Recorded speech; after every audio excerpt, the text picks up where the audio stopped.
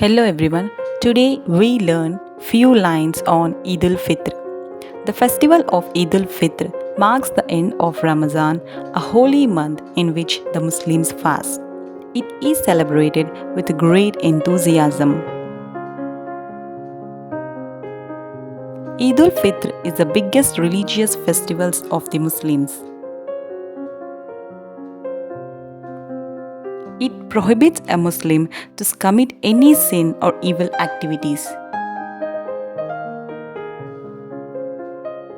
It is a day of giving thanks to the Almighty.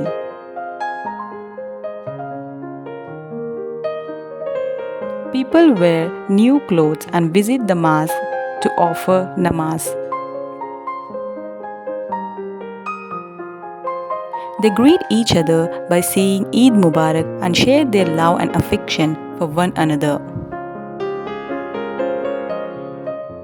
People make delicious sweets in their homes and distribute them to their neighbors and relatives. People do charity for who are poor and needy on the day of Eid. The festival of Eid brings a new zeal and feeling of brotherhood in everyone's heart. I wish you all a very happy Ramadan.